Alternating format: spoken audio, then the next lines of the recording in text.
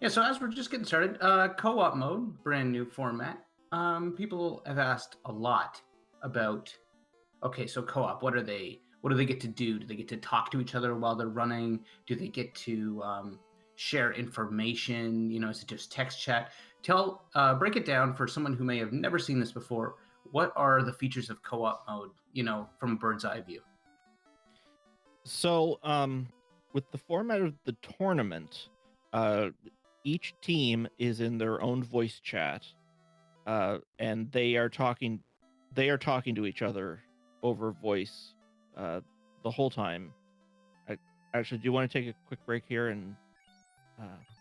Yeah, we got some Talk early about what's magic going now. on. We're underway. We got Ice 3 and Black Magic side. Quake as well. And Ice 3, Lit 2, and Quake on the Black Magic side. Gold bracelets for sale. They're expensive, 34,000. Also popping in the weapon shop, we got ridiculously priced Cat Claw, $1,400 for a silver sword. Not too bad. Corneria Castle entrance right away leads into the Temple of Fiends, so we know where that is. And right off the bat is a loose ship. So the Sail the Seas tournament has just ended, but it might be back in play. Yes, certainly. So about what people share in co-op, they're in voice chat, so they're talking and sharing information. But in addition to that, they're running a script, an add-on to the emulator that they're using, which connects with a server that allows them to share key items. Now, what that means is anything that you pick up that makes the jingle, like the do do do do do do or whatever it is. That was an excellent rendition. When you pick up an item, that's something that you could consider a key item, and what that script will do is tell the server that, hey, I've acquired this item, and the next time your teammate checks in, they will get the information that you acquired that item and then also obtain that item. Yeah, that's the big part there. So the short version is that every key item within seconds will be transferred to your teammate. And if you wipe, it'll be transferred back to you as long as it's got to your teammate in the interim. So there's lots of new meta strats that emerge. Dive all the way to the end of Waterfall and find the floater. Can't get out alive? You don't have to. Wait for it to synchronize to your teammate. Hard reset, and it'll synchronize back to you too. A little sleight of hand, and all of a sudden you have the floater that you've never grabbed. So a lot of new strategies emerge with this item sharing, and so all of a sudden you see a completely different game that requires even less survivability. All right.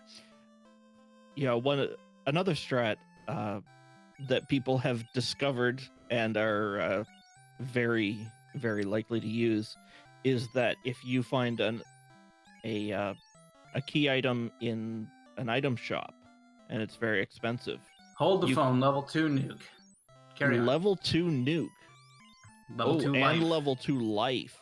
Oh, that's a tough way to share the charges for the red mages, but they'll still be packing heat. And we got a ribbon in Volcano Floor, which was early on. The black and white nature of the Volcano Floor suggests it was actually the Temple of Fiends entrance, so everyone will probably find that ribbon pretty easily. And life being level 2 means that it's night learnable also. Yeah, that's so for particularly Tarnan's party, every character that he has after promotion will be able to learn life. Now, if you're wondering what is up with these Technicolor dungeons, because perhaps you haven't seen any floor shuffling before, we try hard within the limitations of the ROM to tint the dungeons to match the colors from the original entrance.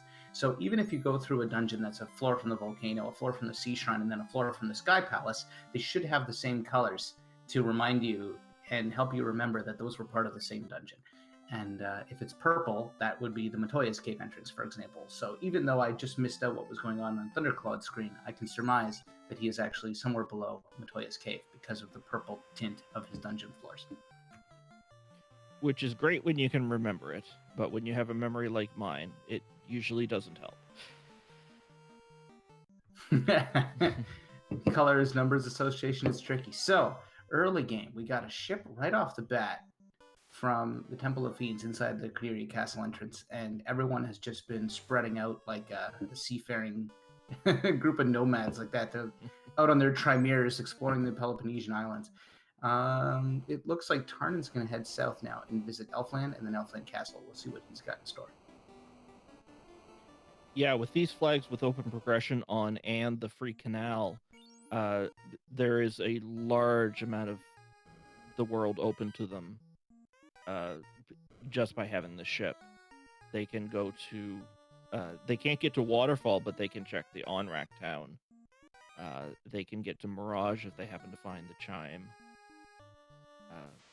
Lots of possibilities for divergent routing. And Thundercloud picks up an early game gold bracelet, nice piece of armor. I also saw an X-Fur caster item. So we have shuffled item magic, which is another feature that we didn't see a lot of. It was present in the Chaos Rush tournament. It can be pretty unbalancing. It allows any magic spell to roll onto the caster items instead of the vanilla Saber and Ice 2, Fire 2, Lit 2, and so on. So with that randomness, you can get some very powerful caster items, and you can get some complete garbage too. For example, the X-Fur casting weapon is kind of cool, but is that really useful, or would you rather just had Saber? I think most people would have taken Saber. Yeah, you can find well, some of the incentivized items include things like the white shirt and the Thor hammer, but when you find them, you don't know if that's going to be a nuke shirt or a Lock 2 shirt. Yeah, it's funny you should mention the Thor hammer. Bicky just turns it over. It's actually a zap hammer in this scene, which early game is going to be pretty good.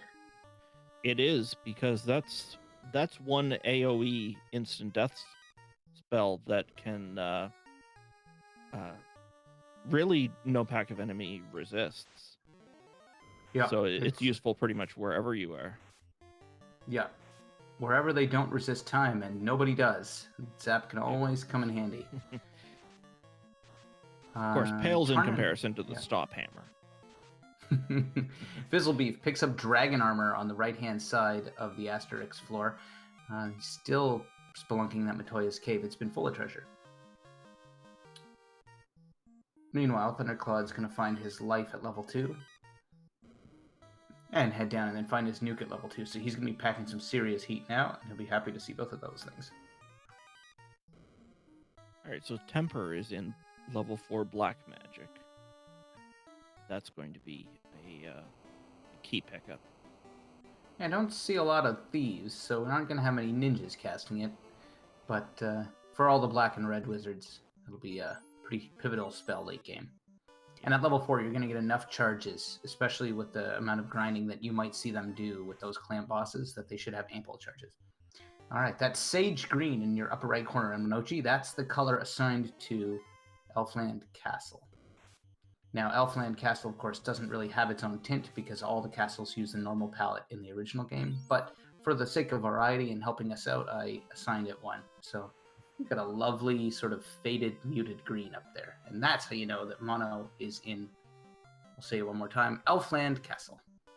And what a lovely shade of green it is. There are only like 64 colors in the NES palette, and 10 of them are black. You know, they say that black is the new black. As far as the Nintendo is concerned, everything is the new black. Pretty much. We're very limited with what we have to work with as randomizer developers in terms of everything, including just available colors. Look at that. And Mono finds the herb in Matoya's cave at the bottom of the castle. Unfortunately, that herb is not going to help with the glaucoma. She needs the crystal. Yes.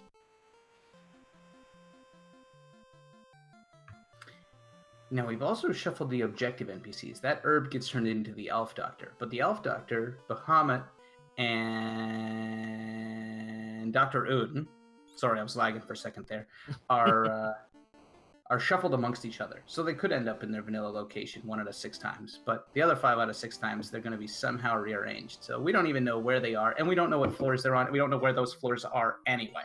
So we still got some hunting to do for sure. Thundercloud finding a loose ribbon in the Volcano Armory. And the Trash Island team picks up an adamant between the two of them. So when we find the Dwarf Cave, we'll be sure to hand that off to the Smith.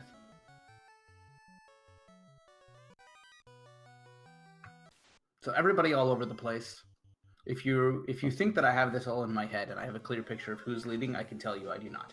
It's been pretty tight. I haven't seen any big wipes. I haven't seen any huge surprises, like any enemies with a nuke, or any reason to believe that anyone is struggling. Like, quite frankly, these runners are putting on a clinic. They must be communicating. They're not retracing each other's steps. They're exploring different dungeons, and they're not wiping. So both teams looking very strong through 10 minutes. Yeah, with having such an open start, there aren't really any bottlenecks that players are being forced to try to get through. So we're not really seeing any terrible struggles yet. Question from the chat. All that said, who's in the lead? We are, because we got the front seat of this amazing race while they're stressed out.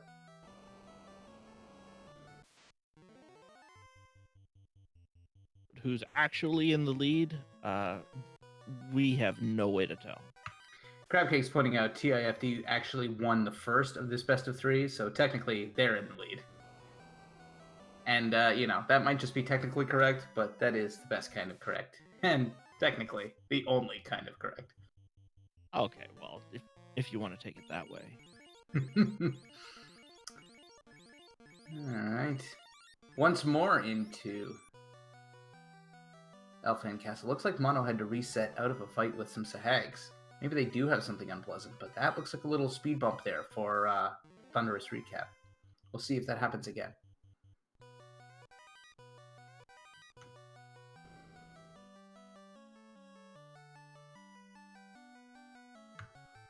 Tarnan nuking his way to victory, bottom left. His party's up to level 12. When you're ahead of the number of minutes played in levels gained, you're screaming. Early on with the EXP boost, it's not too hard, but if he can keep that up through, like, say, 20 minutes, then he's really doing well. Oh, yeah, and the experience here being set to 4x plus 250 with an additional doubling of that experience after collecting 12 key items. It shouldn't be hard to keep that up for at least a little while. Yeah. Getting the 12 key items is very fast in co-op mode because you share them with your co-op teammate and then you get double EXP on top of 4 times. So they'll be leveling up like crazy. We're handing out the EXP tonight. Yeah. Lord Fizzlebeef, top left, just got 800 more from killing a blue D. He's at the bottom of the ice cave. It's not incentivized, just picks up 2,800 bucks. The only incentive location outside of all of the NPCs tonight is Keylocked Marsh. Now, we don't actually know where Keylocked Marsh is, and we don't have the key. But once we have the key and find the bottom of Marsh, boy, won't we be excited. Because that will be the only incentive item outside of the NPCs. I'm sure they will be excited / disappointed as soon as they find that. Son, I am disappointed. So, question from the chat: whose party do you like the most? We see Tarnan running 2 fighters, 2 red wizards, 2 red mages. Sorry. Both Mono and Thundercloud are running fighter, white, black, black. Do you have a particular favorite party that you would take into these kinds of seeds? So, I do generally like fighter, red. Love the extreme versatility. It's also even popular in the vanilla run because it's such a popular party. But it's really a party that provides you a lot of attacking muscle. And I think what Tarnan is thinking is if Topher is full of excruciatingly hard nuking enemies, having the 2 fighters is nice. But tonight, I actually like Fizzlebeef's party the most. Fighter, red, black. So much black magic, and this seed it worked out great. He's got the low-level nuke. He's got low-level life. That party is going to have just tons of firepower. That's my take. See, myself, I just can't. I I can't not take a white mage. Yeah, Meridian never leaves home without his white mage. It's like some No, people have an I do umbrella. not. Meridian has his white mage. Yeah, definitely. Just the guaranteed, life to cure for exit. To me, that's invaluable. Yeah, I don't mind that party either. But So depending on the seed, right? So of all of them, I think I prefer Mono's party, Monochi 85's party.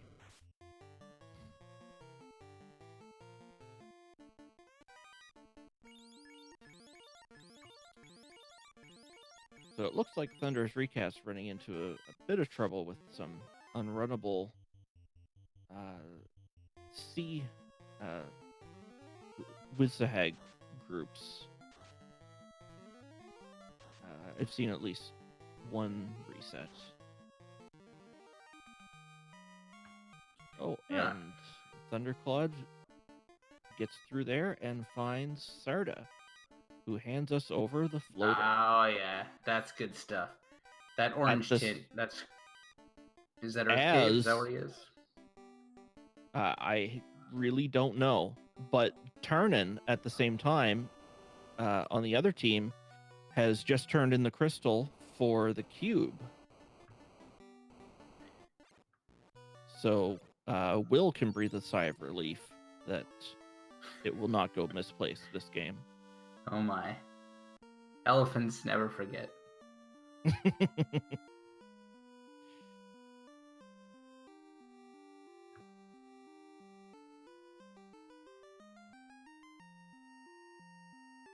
Alright, Tarnan Thundercloud being very diligent, clearing out the floor.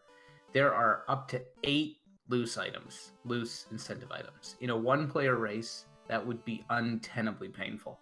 You would open up an event and say, yeah, guys, we're going to have a race where there's 8 loose items, and that you would be the only one participating.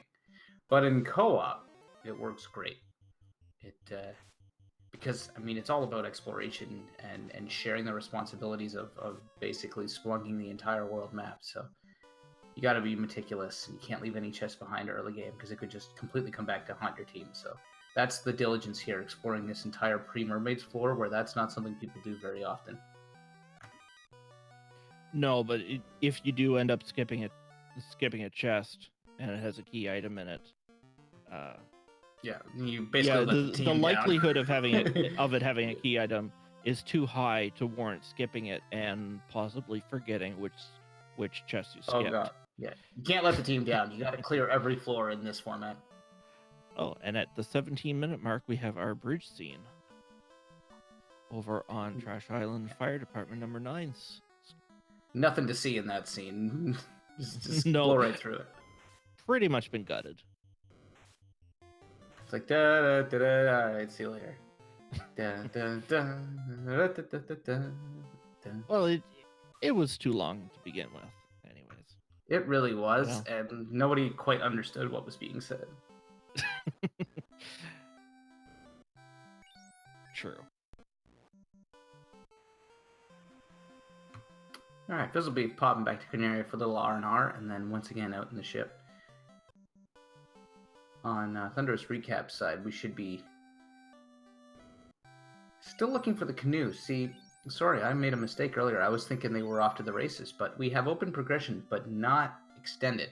Right. So there is no dock near the airship, and you need the canoe to get around that river there. So with the canoe still misplaced, there's time yet for Trash Island Fire Department to catch up. What do these old men have here in the woods? Which one of them can help me out? Sir. Which one? Sir. No.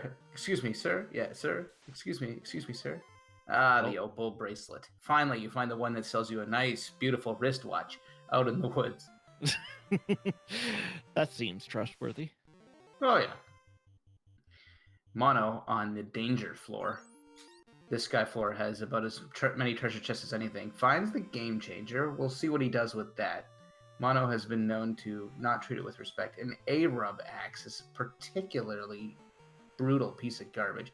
A-Rub kind of, it's a spell that doesn't get a lot of respect. It can be kind of handy if you have a party that doesn't have a lot of ribbons or anything, because it does give Like It death, protects against death and status, no, not status. Earth. time. It does 3 things. I just don't remember which one it doesn't. It does not protect against time. Death, status, and earth, then something like that. Likely. Yeah. Nobody remembers because nobody uses the thing. No, it's not a very good spell. It's not something you want to have land on your axe. No. You'd rather have lit 3. Yeah, probably will not see any usage. Poor, much maligned A-Rub axe. My favorite axe of all time is the XXXX axe. And will always be. That is a pretty good axe, but it's not a great axe. Fact. Alright, we found the king, we found the princess. They've been swapping goods. King gives us the loot, the princess gives us the canoe, and Mono is in good shape now. You're out of the woods, you're out of the... They're headed to the Emerald City where they can pick up their floater. Actually, they're headed to the Yukon Desert where they can pick up their floater. But, you know. Finally having that canoe is going to let them get that airship and give them access to the last little bit of the map that they didn't have access to before. Meanwhile, I didn't even notice, but Fizzlebeak apparently recovered up the key. Was the Mystic Key always in these players' possession? I had no idea. Or did I just misread something? Mystic Key? No, Fizzle doesn't have the key. I swear I just saw it on his screen. Team TNT? Thunderous Recap has the key. They do. Yeah, I definitely missed something there. Thunderclawed cleaning out the bottom of Ice Cave. We know that there's not much here except a tanky blue dragon. Oh, the trap tile is the Phantom. Not worth grinding. Phantom. No. Even you think being such a powerful enemy, it would be a great grind, but no, he gives 1 gold. Just pure nuisance, that Phantom. Fortunately, actually, he may give 4 gold. Well, with the experience in gold multipliers. We got a lot of boost on tonight, so you know you can grind Phantoms for gold. That's like a new metaphor that means watching paint dry or completely wasting your time. So the key was the vendor item in Canaria, which sells for 40,000.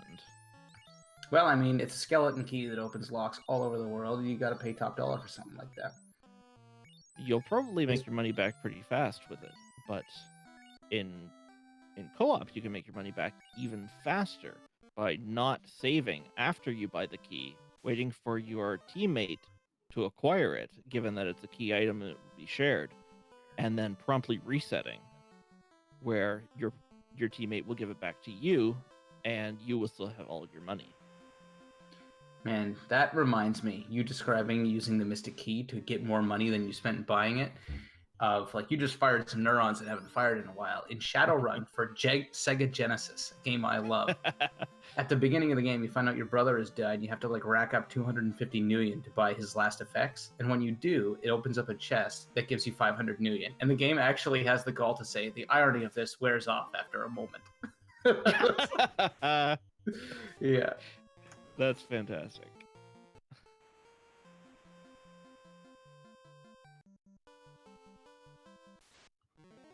If you're wondering why sometimes they get those messages spamming on their screen that says, you got this, you got this, you got that, a whole bunch all at once, this typically happens after you load a save file where you have nothing because you didn't save since you got them.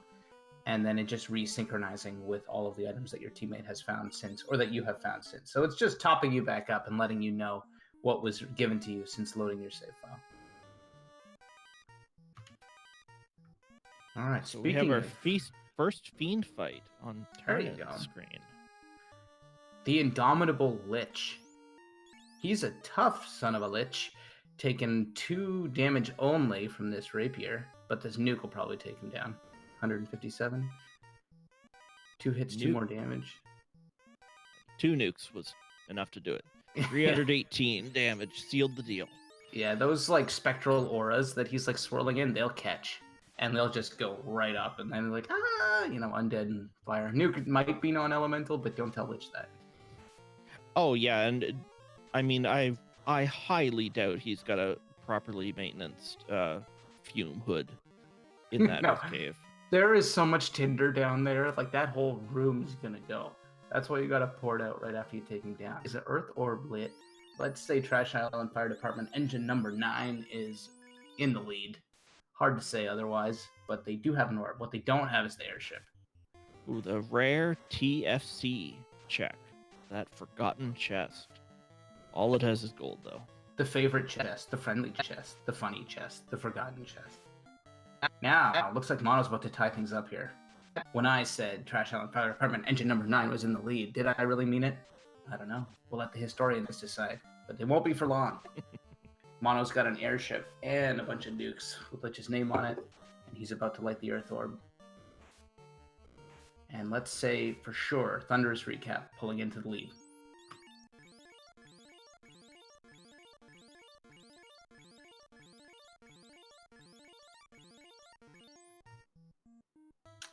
Well, you can't share I this. suppose we'd have to say that Thunderous recap is in the lead because Trash Island Fire Department does not have their airship yet, do they? They do not, and let me tell you, they're taking like public transit around, and it's not happening. Like, you get to the boat early, but and like there's someone probably like, the smells on that boat. But that airship, as long as you got a place to park, you got to pay like 150 gold pieces a year to park in Corneria. But whatever, it's worth it. By the time you find the airship, you've got enough money to afford it anyways. So we got a sun sword.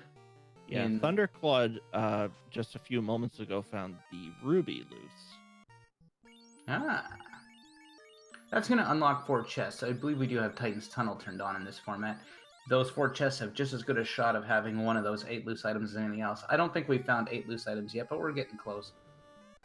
Meanwhile, Mono in Ordeals, guessing his way through the portals.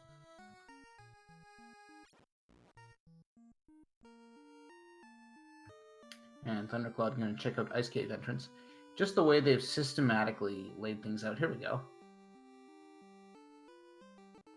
Fizzle weighing his options as he encounters the Bridge of Destiny, deciding not to go for it because Forced Warmech is on, so he will have to fight Warmech in order to get Tiamat.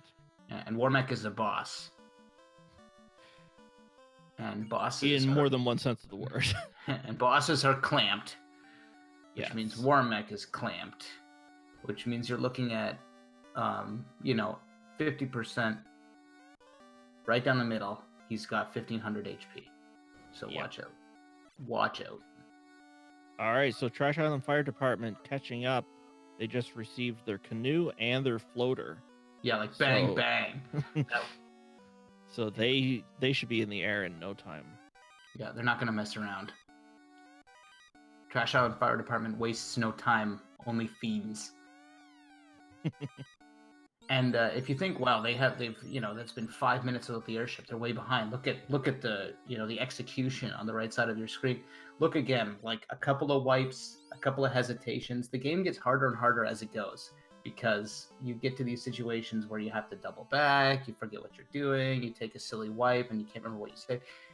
One hesitation, and they're right back into this. Yeah. Okay, so one piece of item magic that did roll in their favor, which Thunderclud picked up, and I saw Lord Fizzlebeef. I thought I saw Lord Fizzlebeef pick up a few minutes ago, was the Invis 2 helmet. Now that's a fine piece of equipment. So, it's completely different. Not quite a white shirt. Yes, no. It's completely different from the white shirt in that it's made of metal. But yeah, and it's a worthless equip, whereas the white shirt is actually a fine piece of defensive gear. Oh, The good news is that means the white shirt, well, whatever it rolls for magic, all of the caster items, by the way, do have to have different spells. You don't get any duplicates. So if there's an Invis 2 helmet, the white shirt is going to have something else.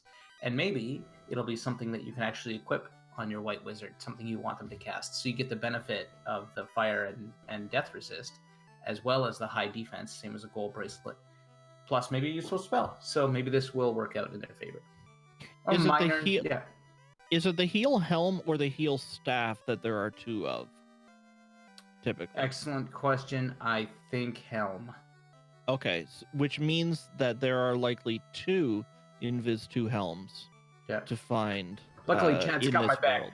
Chad's got my back. I'm glad I got that one right before they poured in. You know? Helm. You can't have a commentator make a mistake. That's like the worst. So I'm glad I didn't. Thank you all. Yes, thank you, chat. Where would we be without you? Probably not quite as insulted, but less intelligent for it. Listen, I'm not insulted. Chat is here for the show, and we're here for the chat. There's nobody else listening, unless you're watching us in the future on YouTube. And if you're catching this on demand, thank you very much for your interest in FFR.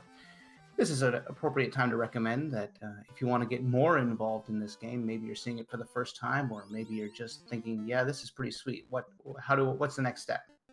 The next step is FinalFantasyRandomizer.com. We've got links there to all of the communities. There's the original League and Tournament community. There is the Community Center, as well as the Dev Discord. All places to meet people that love this game and play it. And of course, the website itself is a place to get started actually playing Final Fantasy Randomizer if you want to take that step. Maybe not a floor shuffle. Maybe you just get started with an improved vanilla where you play just like the original game, but sped up a little, made a little easier, a little quicker. It'll take you one sitting to beat instead of, several months of your childhood like the rest of us. You try it once, you'll never go back. If there's one thing that I feel bad about, it's that FFR tends to ruin FF1 NES for many people. Yes, because once you get accustomed to these conveniences that are in many modern games,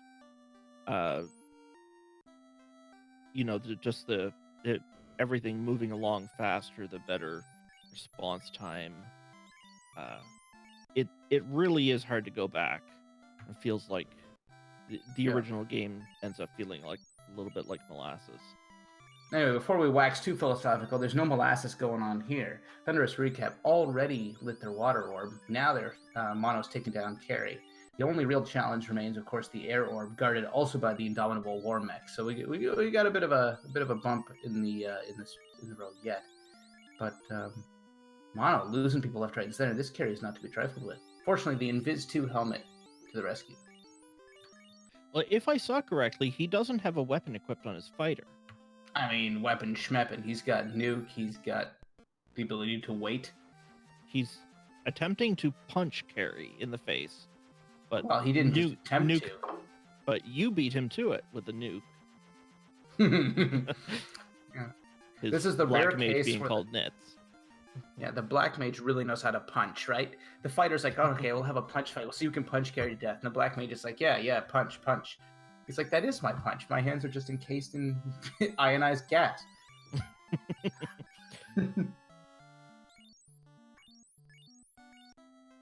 Yes, just have a face full of plasma.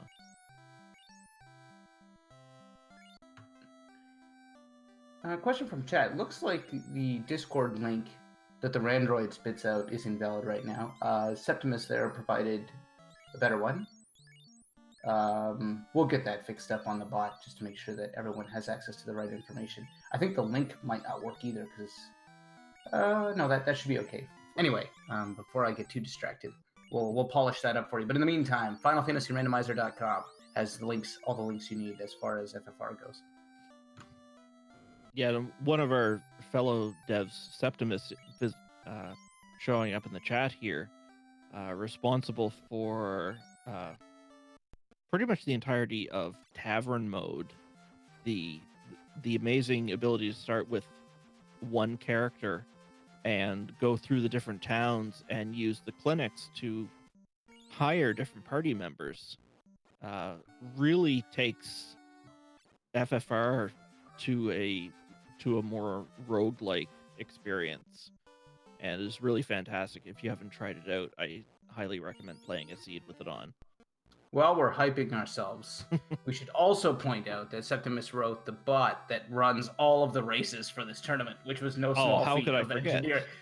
Yeah, like without co-op mode, there's no co-op tournament, and without that bot, there is no co-op tournament because you can't run a tournament without accurate timekeeping, team management, and all the coordination that goes on behind to actually make the mechanics of it work. And he just cooked that thing up for fun.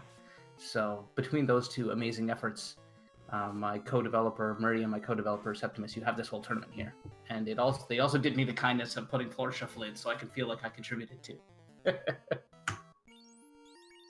Oh, you contribute more than people realize. You you manage a lot of the stuff and deal with the half patches that we throw at you. Patches? We don't Get need them no done. stinking patches. All right, here we are. Looks like T.I.F.D heading for their second fiend. Kraken was defeated so quickly by Thunderous recap. I didn't even miss it. So the recap was thunderously fast, like just boom, dead. Meanwhile, yeah, that was it. If you saw it in the top left corner, that was Kraken. So Minochi is getting ready to take on Warmac. Here we go. This is the So first this real will- test. Yep. Bring back Light Warmac. Let's go for it. Fast on the fighter. Fighter is gonna disassemble. throw out the Invis 2. Go for the quick zap, no dice. Fast on the fighter's good. Invis 2's up.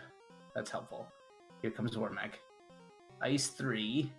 Not a lot of resistances. The fighter's protected. Another Invis 2. Okay, so we got pretty high evade here. Going in around 2. Another temper. Another temper. Ratcheting up at night. Hopefully he's got a sword on him this time. Nuclear! That's no good. That's no good. It's down to the fighter. He misses. It's all over, folks. 510 damage, and that was after 4 Invis 2s. That Warmac, that's what you call a gatekeeper. Yeah. You see the gate there? It's very well kept. I believe Mono will be picking up some levels before he attempts that again. It's grinding time, boys and girls. Yeah. Fizzlebee's turning in the herb to the elf doctor or elf nurse or whatever, who ended up getting shuffled to Bahamut's cave. Just on hiatus, you know? It's like sort of a medical exchange program.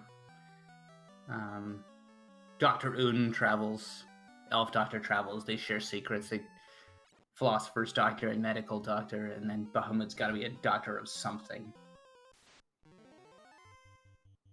Question from chat. I'll bet you they're part of some exclusive travel club. Oh, I'm sure. Yeah, like Dragonair or something like that. Yeah. Question from chat. Flags are not transmitted like translation, for example, or Prince waking up. Is that correct? Just the items? Meridian, from the horse's mouth. The slab translation is in fact shared. Waking the Prince is not. And if I recall correctly, just to set the table for the next thing I think you're about to say, the reason is because slab translation was a pretty fixed affair before the idea that the objective NPCs would be in different places, right? So it's just sort of a missing feature kind of thing. Objective NPCs was not a concept when co-op was originally being developed. So if I was starting to develop it from scratch today, I may have included the elf doctor, but I think just having the slab turn in be shared is good enough, because you can conceptually think of it as something being shared. It's the knowledge of the Finnish language, that language that has only 2 words but very, very intricate tonal. Right, exactly. Oh man, like Mandarin can just eat its heart out, right? It's like there's 2 syllables but 500 tones from which you can actually construct an entire grammar. Yeah, but handing something to the elf doctor to allow another NPC, I don't know, that seems like just something less shareable, and that's my official excuse. Looks like it's back to the grind for Thunderous recap. We can recap while they just pop a cap here. One red D after another. They seem to like this grinding tile in what is actually Earth B4, but it's a light blue color, so it's probably somewhere in the Cardia aisle. What needs to be said the most? There was a really early ship that was available on the first floor of Temple of Fiends, which was at the Corneria Castle entrance, and from that time, our runners just spread out like almost like a plague. They just went this way and that, back and forth across the Spread like polio. well, yeah, I'm not gonna get into that, but yeah, they were a pandemic. They made their way around very quickly. The highlights were the canoe and floater, of course. The floater coming from Sarda, who I think was underneath the Earth Cave entrance, and the canoe coming from the princess. She and the king, who had the loot, were a little further afield. And if you didn't pick that up, Lord Fizzlebeef talking to the Cubot in Waterfall, handing over the Mass Moon. A weapon that can be equipped on anybody. Mass Moon's a fine piece of gear. The incentive pool pretty wacky tonight. So we said that there were no incentive locations outside of Keylocked Marsh, and the fetch items were not incentivized, but almost all the gear was, except the ribbon. So the robot, being an incentive NPC, I think cranked out the incentive Mass Moons. Yes.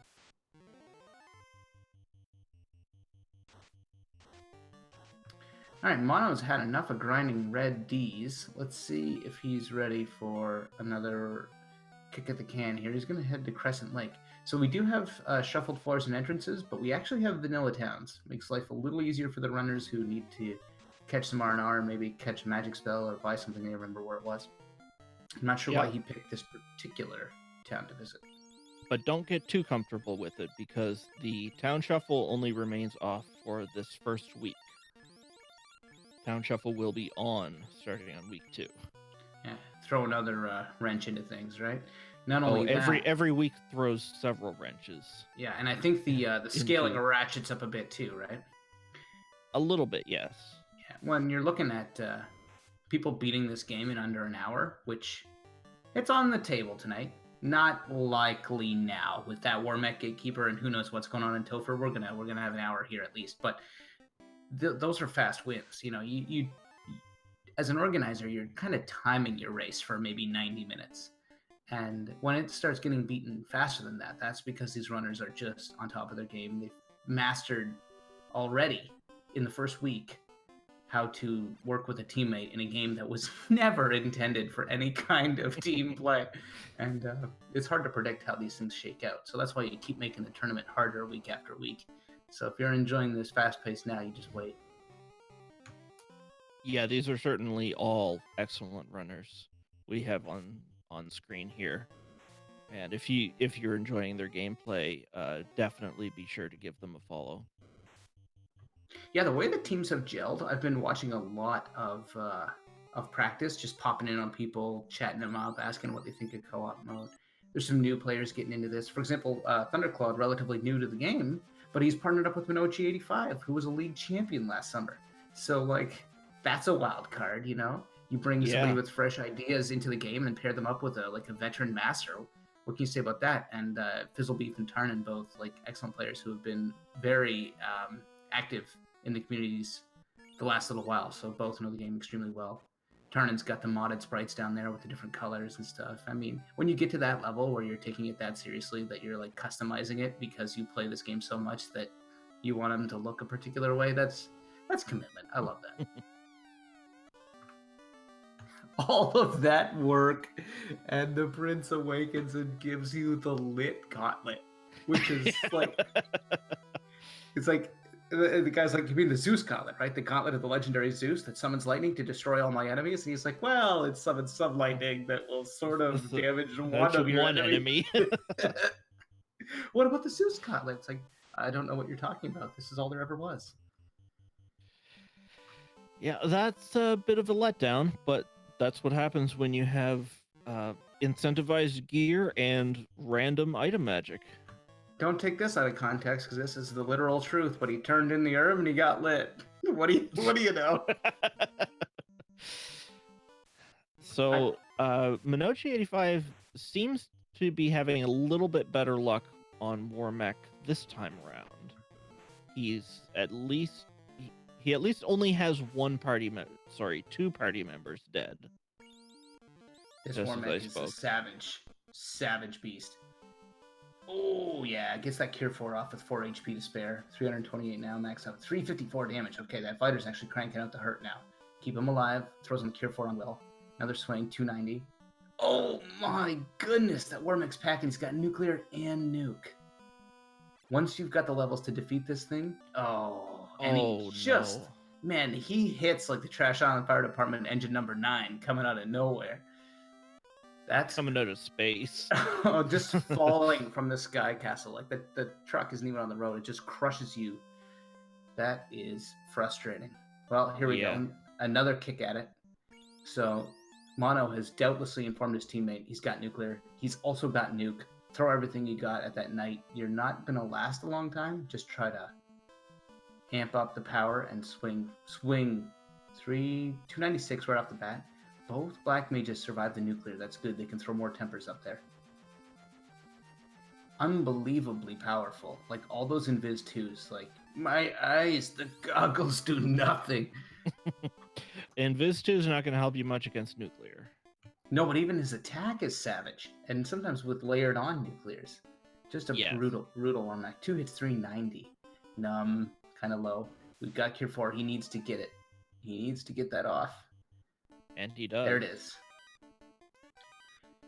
Another temper. Numb's getting strong now.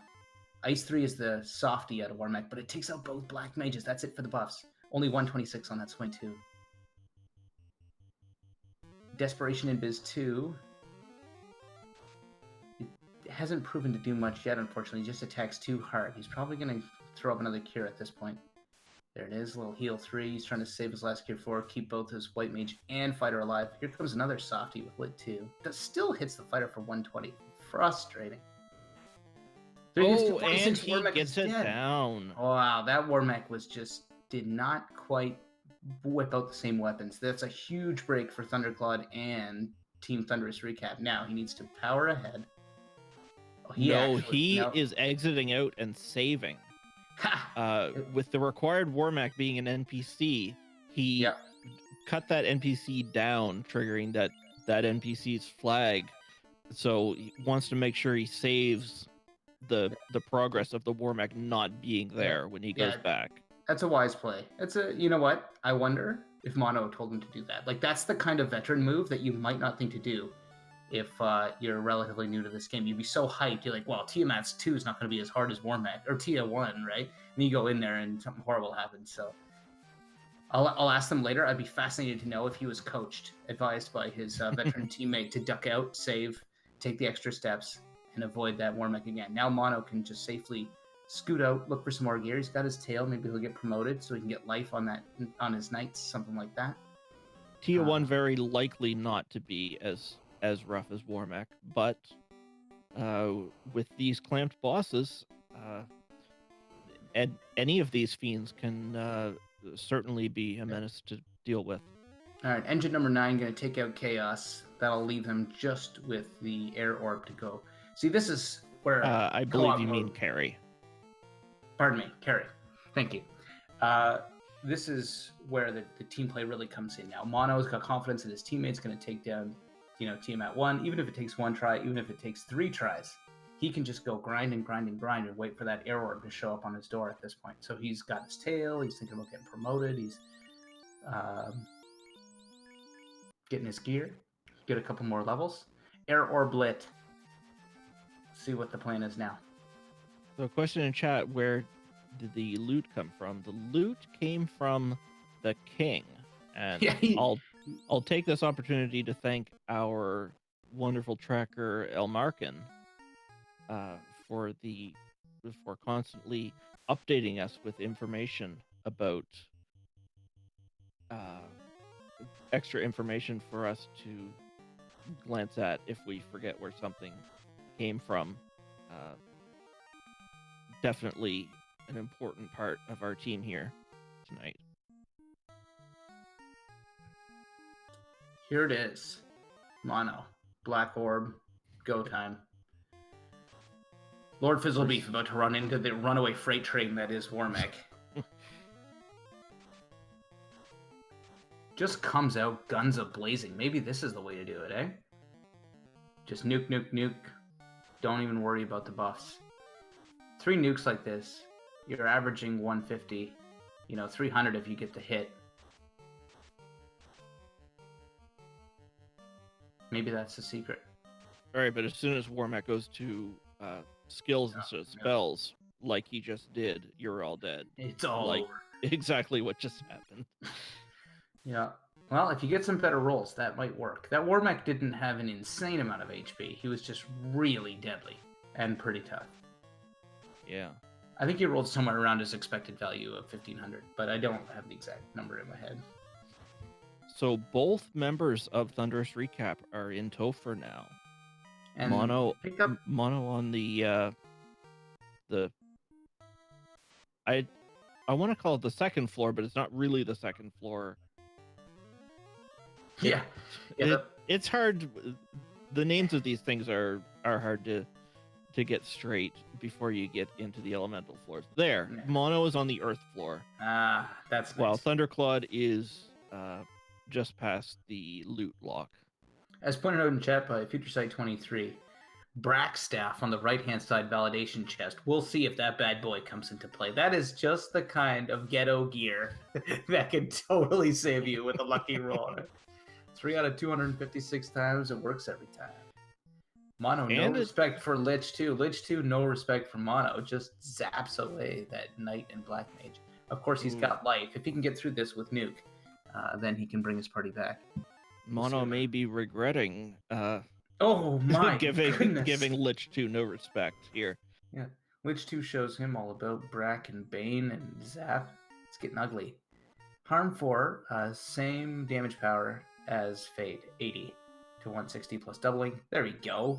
Meridian, the other Dev. It's Dev Knight in the booth. It's Dev Knight in Mono's party. Takes down Lich with a flurry of Harm 4s and brings his party back. But that quickly chews through 3 charges of life. Yeah. Precious charges of life. Precious. Because Topher is where these flags just get started. Meanwhile, Fizzlebeef versus Warmech round 2. Continuing with the technique of just firing out nukes, nuke, nuke. He went for a Cure 4 on his Black Mage, probably now realizing that's... I don't know. He doesn't even have enough HP at max to really matter. But the guy's name is Nuke, and that's exactly what he's going to do. Down and he manages to take him out with just nukes. Glass cannon style. Fizzlebeef does it the other way. Mono was playing the defense and buff way, and Fizzlebeef went the okay corral pistols at dawn. I'll nuke you before you nuke me. Let's dance. Warmech's down. Tin cans in the recycling bin, and he just goes right for TNT. Right for it. I love it. No safety saving. Safety saving. I nuked him once, I can nuke him again. It's all Brack all the time. Apparently. Ineffective. He's got like missing. 12 more charges of Brack. It's gonna work. You just gotta believe. Oh, it will work. Yeah, they're Bracken into pieces. Tiamat 2. Or Tiamat 1. Air Orblet were wipes and grinding away from a tight race. Meanwhile, Mono takes out Carry 2. He's on the water floor. So is his teammate Thunderclad. They are surging ahead. Moments from victory, assuming a relatively trivial Kraken 2, Tiamat 2, and Chaos, which is a perfectly unreasonable assumption. Very unreasonable assumption. Mono almost out of life charges. He just has 2 left, and he's got 2 more Fiends before Chaos where those life charges will be useful. So it would be something if he ran out of life after beating Kraken and couldn't revive after Tiamat, for example. And that might be what happens. Meanwhile, Thunderclad with lots more charges of lots more things getting ready to take on Poseidon himself.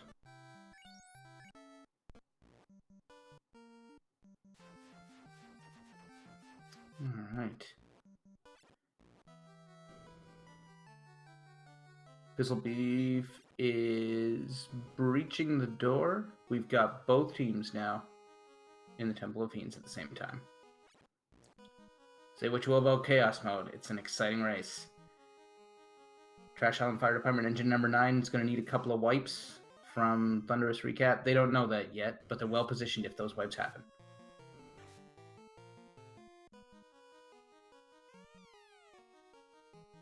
And with this flag set, those wipes are.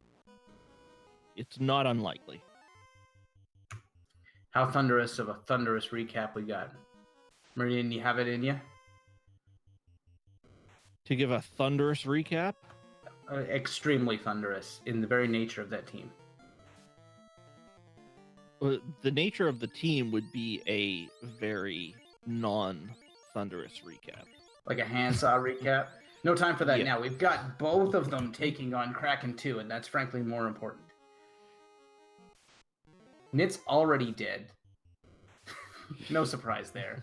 Will takes minor damage. He's in good shape. I'm looking at the top screen. Bottom screen, we got Numb swinging. 5 hits, 206.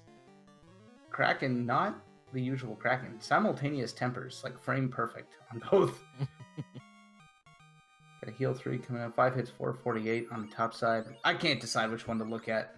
It's so close. No, it's almost hard. Identical. It's almost the same fight. He's just attacking now. He's got confidence that Will's going to be able to take him down. Oh, Thunderclawed gets down Kraken 2. And Will, 7 hits, 1k, seats him as well. Both of them are through Kraken 2 onto the air floor. Amazing teamwork and simultaneous power from Thunderous Recap. Trash Island Fire Department, Engine number 9 on the earth floor. How fast can I do this? Corneria Castle entrance led directly into Temple of Fiends. That's where we got the ship. From there, it was a pretty easy start. We had Nuke at level 2. We had Life at level 2. All the parties have, like, black mages, red mages. They were ready to go right off the start. They sailed around. The Earth Cave entrance eventually led to startup. That's where we found the floater. The canoe was retrieved from the princess. She and the king, who had the loot, were hanging out further away. Someone's going to have to remind me. And from there, they got the floater, zoomed around, and made short work of all of the fiends. So with 56-minute mark, we're getting close to chaos. Excellent race here, high pace, and just an untenable pace set by Thunderous Recap. As they are both holding hands, taking on Tiamat at exactly the same time. Yeah, they both entered this fight at exactly the same time. Yeah, they had to make up lost time because we were a little late getting started due to some technical hurdles that our incredibly disciplined team managed to overcome in time to get us started. About 15 minutes after the hour or so.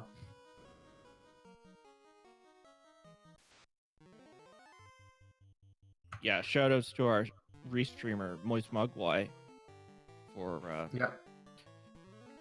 making overcoming those technical hurdles and bringing us this game tonight. If it wasn't for OBS her. tried really hard to stop us from having this restream. It did. Moist Mugwai said no. The show must go on. Also, Elmarkin and Slick Fingers are trackers doing a flawless job. Yes. Okay, and both members of Thunderous Recap passed Tiamat 2. Getting ready for the main event. Yeah. The main event. It's not going to be under an hour unless it takes less than 2 minutes to take out Chaos. Well, some of them have Brack. It could happen. It could happen. Could happen. Here we go. Don't forget to equip your ribbons. And they must have pressed it at the same time, pretty much again. Here we are. Simultaneous fights against Chaos. They're both going with roughly the same strategies. Temper and fast on that night. Throwing out the Invis 2s. They obviously talked about their plans. They're almost exactly the same level. It's really, really clever here. That Invis 2 is cast on the same frame. That's just amazing. So we see nuclear from Chaos so far. It's scary news, but everyone's still alive. Indeed. Look for the fighter attacks. How much damage does that knight do when he finally starts swinging? That's what's going to set the tone here. Is it, 5 hits, 500 damage? Or is it like 2 hits, 13? Oh, 5 it hits, was close to 500 damage for Yeah. Thunderclad. 386. That's, roughly somewhere around 10%. Chaos, of course, has nuclear, so when we roll around, oh, there's another one. Okay, Black Mage is dropping like flies now.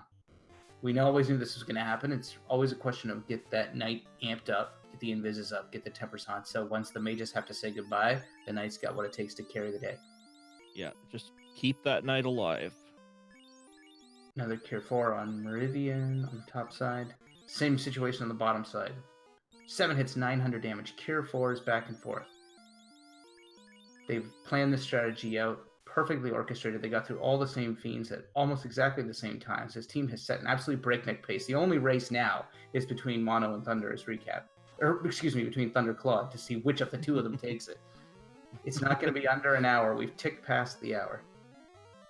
Just barely, yes.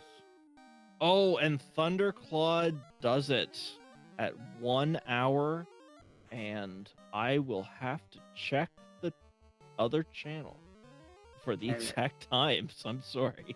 Just a breakneck pace. And this race is all tied up. Trash Island Fire Department engine number 9 won last time. Thunderous Recap wins this time. Looks like 1 hour and 12 seconds.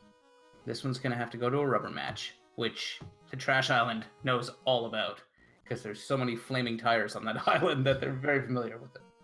Yeah, so last match, these two teams faced each other. Trash Island Fire Department number 9 took the win. And now that Thunderous Recap has a win, we're going to game 3. Which Mission complete. You are the greatest player. Winner, winner, winner, winner.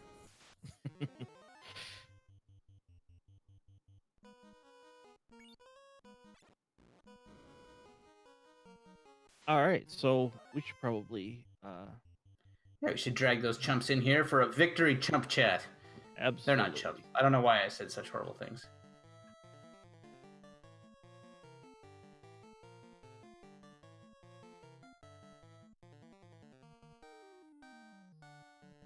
And we have with us the Thunderous Recap winners. GG, folks. GG. GG. Absolutely breakneck pace. And you basically led through the whole thing. You pulled ahead because you found the canoe and floater before them. And never let go of that lead. So what was the plan coming in?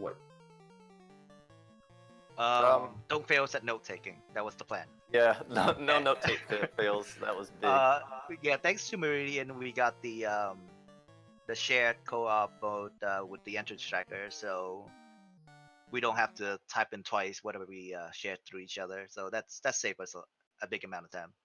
Thanks, Meridian. Yeah, thank you for that. No problem. But yeah, was it always a balanced approach? Because throughout the whole thing, you guys were similar levels at similar times, beating some of the bosses in Topher at almost exactly the same time. Obviously, you were in constant communication with each other throughout that. Was it always your plan just to sort of one of us dies, the other one's the plan B? Did you ever think about one of you grinds while the other one runs? How did you approach Topher? Yeah. So our plan was like, if it's bad, someone take out Warmech. That's the guy who goes to Topher first. Right. And in all of our practices, it's kind of worked out mostly like this, where we kind of end up being the same level throughout the whole thing. We do our own route kind of around the different edges of the world. We end up meeting around the same level, both taking out Warmech for extra levels if it's convenient, and then both getting into Topher around the same time. So it's just kind of the way we kind of make it work out. I had some really high levels, like 29 going in, so I felt pretty good about getting into Topher at that level. I'd say we definitely aim for like 24, 25, feel comfortable going in. All right, from Trash Island Fire Department number 9, we also have Lord Fizzlebeef joining us. GG, guys. GG, Fizzle. GG. Yeah, he was hot on your heels. I think he was on around the water floor or so at the time that you eliminated Chaos, maybe the air floor. The way the cookie crumbled, they found the floater in the Earth Cave entrance very quickly, and then the canoe about 5 minutes before you guys. That just allowed them to establish a small lead that they just held on to like it was the only thing they owned. Yeah, Trash Island Fire Department engine number 9. You guys were right behind them pretty much the whole way from the time you caught up once you found it too. So the real difference here was just the early exploration, and it was just an excellently executed race. Outside of that, did you have any specific plan in mind? I asked them the same thing, or was it just kind of see what the seed gives us and go from there?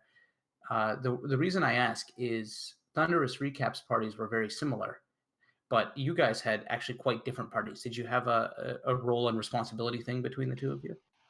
We do.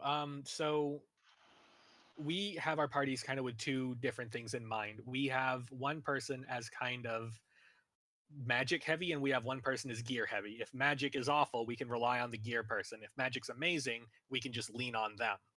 And part of it, like this was an excellent magic seed, and it's unfortunate that we weren't quite able to leverage it. We kind of got stuck thinking it was going to be a full clear seed. We were looking way down the line when it turns out that we just had access to everything we needed. I was hoping for that full clear seed too as well. Mm-hmm.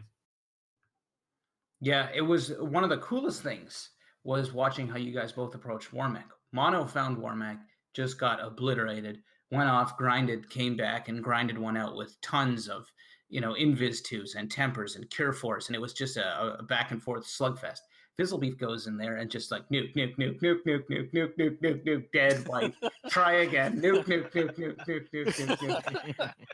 And takes him down. So it was really cool that two totally different strategies, and they both ended up working on the second try. Mm-hmm. And I wanted to mention that because there's more than one way to skin a cat, as it were. Yeah, three nuke casters will get a lot of jobs done. Yeah.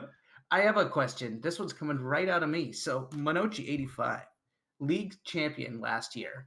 Thundercloud, fresh on the scene. What's the origin story of the Thunderous recap team? How did you two guys find each other and enter this tournament together?